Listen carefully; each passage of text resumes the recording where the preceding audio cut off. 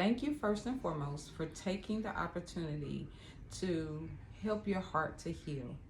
My name is Dewana Whitted, also known as the Christian Beautician, and I also myself have went through the horrific journey of losing my husband. And I have lost a lot of loved ones along the way, but specifically, I can honestly say for me personally, my biggest hit seemed to be my husband. I want to give a little backdrop to why the pain may feel so hard for you and may seem like it's unbearable and may feel like this is something that you never see yourself enduring through. There's a scripture in the Bible that says simply that the two become one flesh, right? So just imagine as you see my fingers coming together that this is you, this is your husband, and the amount of time, whether the time being, I don't know how short, but just give an example, whether the time being 6 months or the time being 35 years, that the every day, well, every minute, let me start over, every second, every minute, every hour, every day, every week, every month, every year, every 5 years, every decade, you are getting closer and closer through every experience that you have ever had to experience. Whether that mean the first time that y'all didn't know what y'all was gonna do when the light bill came, like who's gonna pay it, me or you, or whether we're gonna take the money and divide it up, or whether you fussed about the light bill. There's situations and well, I don't know if I want to say situations, but I will say that every experience brought you closer. Now, yes, there are some experiences that may seem like they separated you apart, but as the more you learn how to work through experiences, the more you two became one. Does that make sense? So what happened the day that your husband or your wife passed, it felt like somebody snatched you apart from the oneness that you had became. Often I tell people there's only one other relationship that I see in the Bible that God calls the oneness, and that's the relationship with Him. It's not a relationship with your mom. It's not a relationship with your dad. It's not a relationship with your children. There's times that you can see in Scripture that He says, like, to separate from to leave your mom and cleave to your wife. What is He saying? Cleave to the person that it becomes one with you. So this may be the answer to why it feels like, Dewana, I can't breathe. Dewana, you don't understand. Like, I don't know how I'm going to do this. And I'm not using my voice to make you feel saddened or to make you cry or to mock what you're going through. I was there. I was there. I couldn't talk. I didn't know days whether I had not cried or I had. Like, I kept asking my daughter, did I not cry today? Because every single day was filled with tears. The hurt was so heavy, and I did not know how I was going to make it through. I cleaved, I held on to things to try to make the pain ease. And it was until I realized something. I remember watching other people who had went through widowhood, and I decided to do something different. And you may be like, Dewana, well, what in the world could you have done different? I saw in my sphere of influence, I saw a lot of people who went on to the next man really quick, who told themselves that they gotta be strong, so they're not gonna cry. I saw people who felt like that they didn't want to show anybody else their pain, and that was the opposite of what I was experiencing. I felt like I needed to cry as much as I needed to.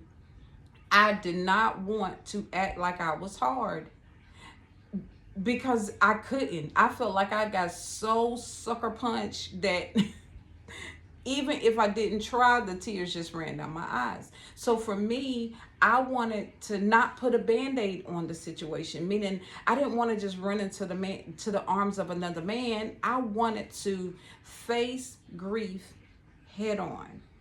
I wanted to know that I literally was not willing to move on to someone else until I actually healed. I don't know where you're at in that journey, and I can't make that choice for you. If you choose to go forth and do anything, that's up to you. And there's no judgment here, right? But what I would say is that was my experience. And so in my experience, I began to see what things helped me, thus creating a beautician's guide to widowhood. But I didn't just stop there. I also created flashcards that would help me each day to kind of move a little bit further than the day before. So in this course, you'll see that you also get the book, A Beautician's Guide to Widowhood. You probably have already seen that you can download that. And as well, you get the 30 days of encouragement cards. And then you also get a personal note from me talking about my story and thanking you for coming. But you also get a CDs of prayer. But I still didn't stop there, because when I looked, I realized that you might want me to hold your hand a little bit in this part of the journey. And so I created this course so that I could actually help you navigate through the book, that you wouldn't have to do it alone. Like, you actually could hear me going, go girl, you got this, and cheerleading you on, but not from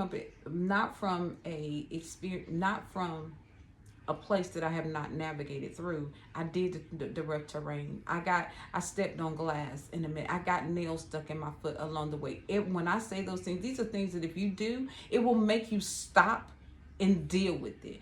I had moments so heavy with grief that I had to stop and deal with it.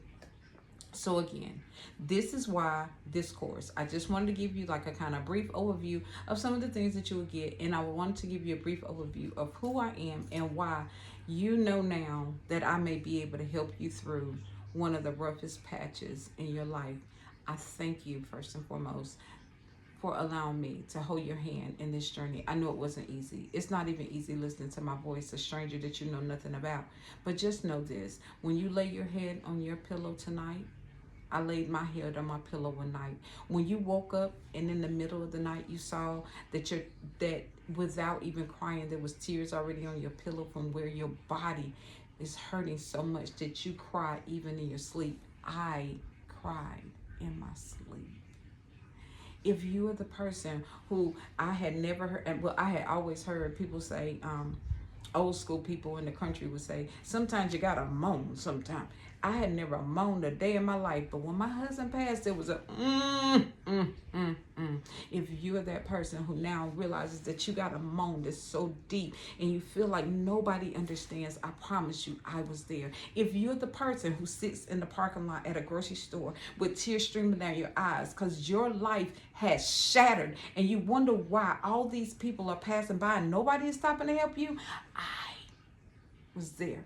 If you're the person who goes to the grocery store and stands in the line, walks down the aisle, not stands in the line, but walks down the aisle, and you don't even know why you're there no more. Your mind, it's like you can't even think straight. I can't make this stuff up. I was there. I was there. The client base that I had during the time was used to. There was accustomed to me giving them something when they came. It's always a field station. Dewana got what I need. She gonna say something, right? But when it was my turn, I had nothing. I needed somebody to pour into me, and this is why I'm here. I'm here to help you see that you can get back on your feet. It might be one tear at a time. You might have some tissue in your hand while you're walking along this journey. But we're going to do this, and together we can do this. And again, I thank you for trusting me to partner with you in this journey. And I'll see you in the first course.